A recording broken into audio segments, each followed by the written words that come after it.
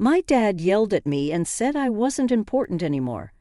He didn't want me in our house ever again. My fan said John backed him up. I left home crying right after finishing high school. My name's Amy. Now I'm 36 years old and work as a farmer. It's been 18 years since I left home. I've spent more time living my own life than I did with my family, and that makes me feel emotional. We used to live in a city. My dad worked in an office and my mom stayed at home. We were a family of 4, including my older brother. My parents always favored my brother because he was the firstborn. He got better food and fancier presents. He'd brag about it and make me feel small. Sometimes I felt really lonely and wished for attention, but my parents never changed, so I stopped trying. The big change in my life happened during the summer of my second year in high school. My brother was busy studying for a tough college entrance exam, hoping to get into a really good university. His practice test scores were bad, so he was always stressed out and took it out on me whenever he could. My parents treated him like he was fragile, being super careful with him, while I got stuck with all the household chores. That left me no time to study, even though I was doing better in school than my brother. They wanted to bring my grades down to make him feel better. It didn't make any sense. Around that time, one of my teachers told me about a program where students could go experience life on a farm for a few days. We'd stay with a family who owned a farm, helped with harvesting vegetables, cooked together, and just lived like country folks for a bit. Despite my family troubles, I decided to join the program, but my dad said farming is only for people who can't get better jobs, and my mom laughed at me, saying, "Are you crazy? You want to do manual labor and get all dirty." But I didn't listen to them and used my own money to sign up. It was the first time I stood up to my parents, and it turned out to be a great decision for me. Despite really wanting love from my family, it was an amazing experience. Working outside in the fresh air of the countryside felt so good, and I finally felt the warmth of a real family. The oldest son in that family, John, was just a year older than me, the same age as my brother. But John was nothing like my brother. He was kind, strong, got along well with his parents, and treated me nicely too. John's parents were really gentle, and even though I was only there for 3 days, I cried a lot when it was time to leave. John's mom cried too, and she said, "You can come back anytime." I promised I would. They said they didn't use their phones much, so I started writing them letters regularly. Before long, John started writing back more often, and it turned into like a diary we shared, and we started dating. It was a pure, long-distance relationship without even a single kiss.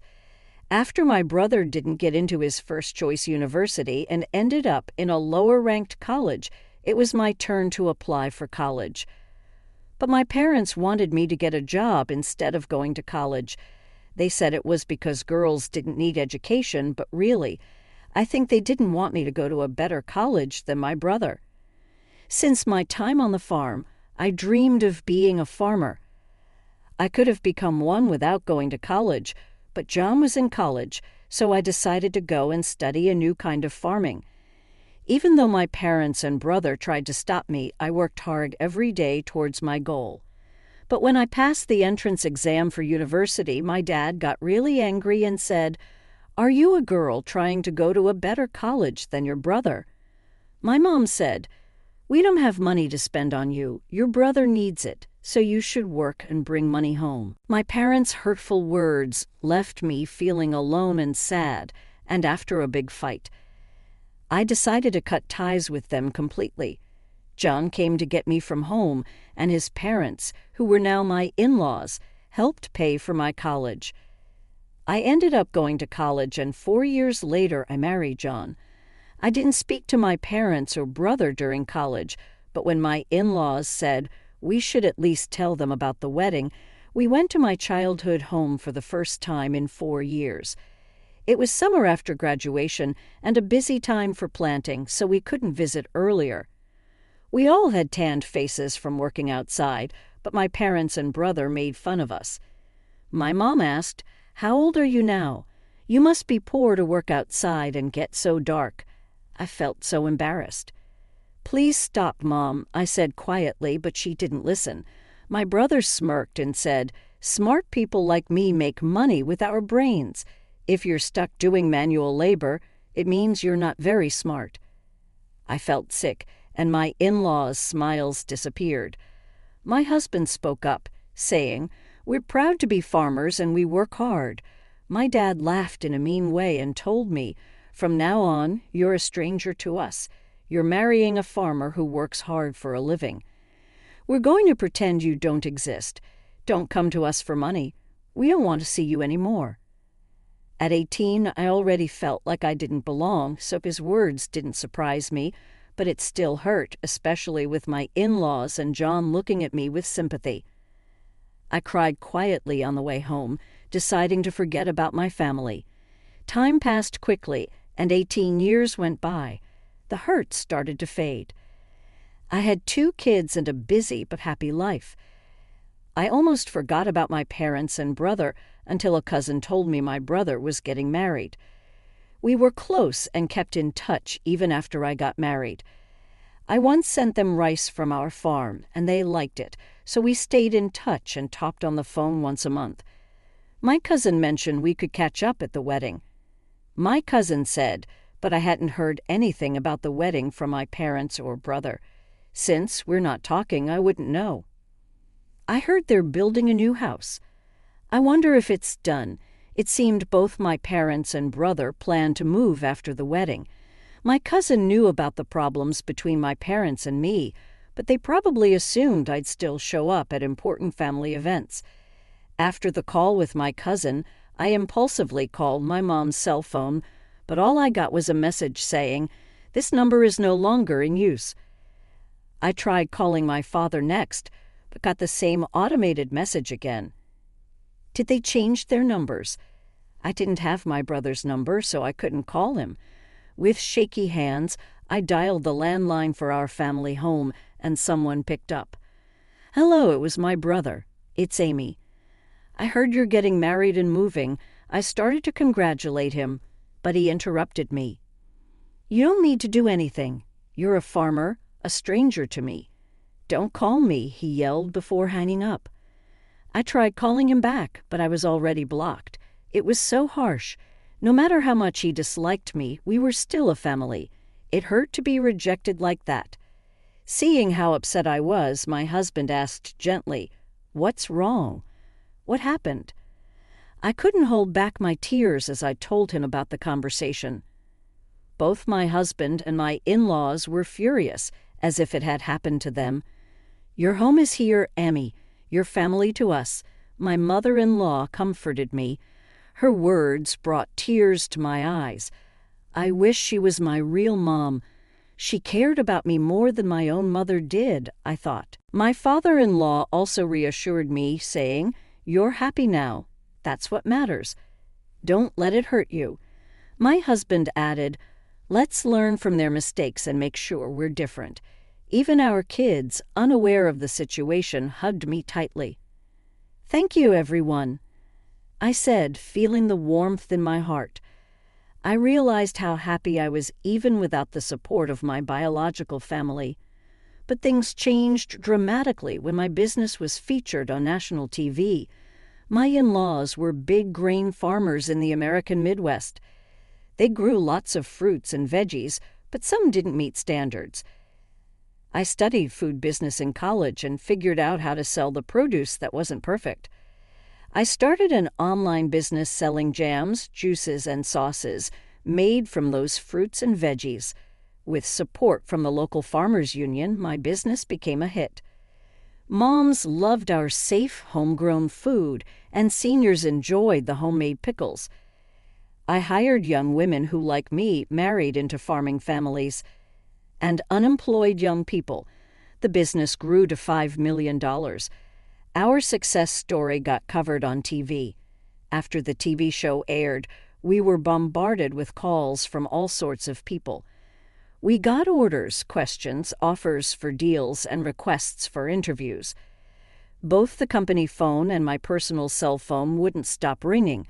So when I got a call from an unknown number, I answered without thinking. To my surprise, it was my brother.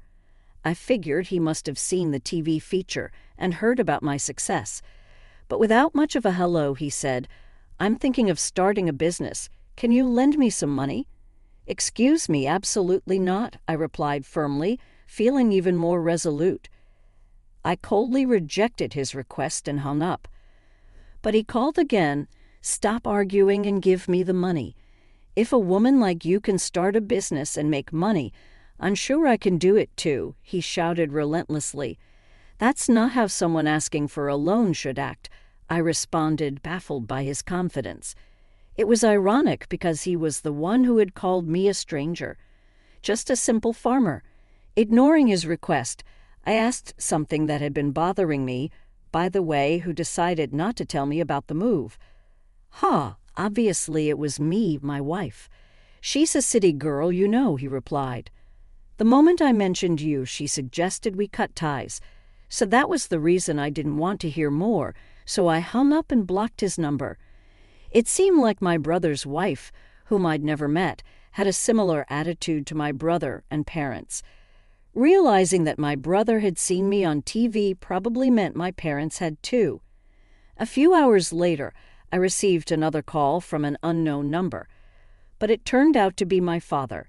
"Why are you in charge? Did you take a man's job?" he demanded.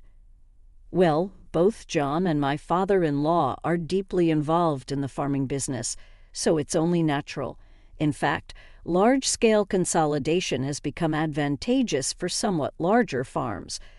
My father-in-law is the president of the local agricultural association, and John has incorporated his share as an in-law and is now the president of that corporation," I explained. Perhaps my explanation convinced him because then he asked, "Why haven't you been in touch?" Feeling stunned, I replied, "You're the one who disowned me. I'm ending this conversation now," and I hung up and blocked his number. A few minutes later, my mother called. "Why won't you lend money to your brother? You're making $500 million a year, aren't you? Send money home. We're your real family. Have you forgotten all we've done for you, raising you up? Give us at least $300 million or at least $250 million, my mother demanded aggressively. Even though the business earns $500 million, that's the total revenue after paying for expenses and employee salaries. I barely have anything left over. I exaggerated a bit, and my mother instantly shot back, "You're lying. That can't be true," feeling increasingly frustrated. I couldn't believe my mother's persistent demands for money. I wondered if she had any shame. "I'm not going to send you any money, whether I have it or not. We're strangers," I told her firmly before hanging up and blocking her number. I thought that would be the end of it, but I was mistaken. My parents, my brother, and his wife, whom I never met before, suddenly showed up uninvited at my in-laws' house. "Hey, Amy, guess what? I'm taking back the disownement," my father announced. I was shocked at their desperation for money. My mother-in-law couldn't believe what was happening. Even my father-in-law and her were clearly uncomfortable, glaring at my parents in silence.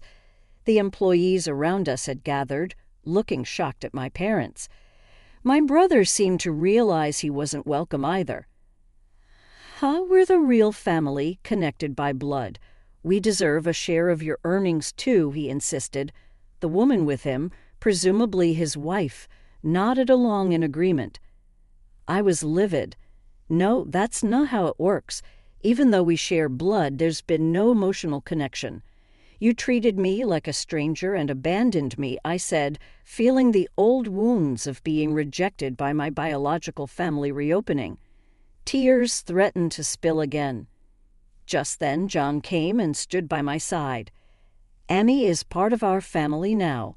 Even if you haven't claimed her, we're perfectly happy without you." "Please leave," he said firmly, defending me. The employees joined in, criticizing my parents together. "We're with Amy. How dare you?" they exclaimed in unison. As I thought, this is my true family. I felt a deep sense of happiness. But my brother's anger was growing. "Shut up, shut up, you country bumpkins. You're all uneducated trash," he raged. But John calmly responded, "Actually, both my father and I are Ivy League graduates, and Amy graduated from a prestigious agricultural university, revealing our educational background." "What? With degrees from top universities, why are you farming?" my brother exclaimed in disbelief. Maybe for my brother, graduating from a lower-rank university was his only source of pride, and he likely didn't anticipate being outmatched in terms of education, I thought. Amy and John remained composed as he stated, "Farming is an honorable profession. We can apply what we've learned in college to it." I couldn't contain my laughter at the absurdity of it all. "Brother, you've been bested by John in every way," I chuckled, feeling a sense of relief wash over me. Realizing I had been too fearful of my brother and parents, I spoke up firmly. "Let me make this clear one last time.